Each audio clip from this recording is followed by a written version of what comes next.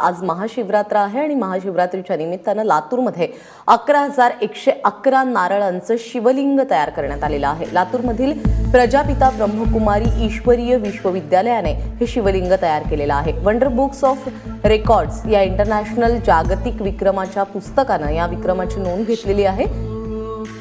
महाशिवरात्रीच्या निमित्तानं शेकडो भाविकांनी या शिवलिंगाचं दर्शनही घेतलेलं आहे। या भव्य शिवलिंगाचं ड्रोन कॅमेऱ्यातून केलेलं चित्रण खास माझाच्या प्रेक्षकांसाठी शिवरात्रीच्या निमित्ताने। शिव शंभो स्वयंभो शंभो शिव शंभो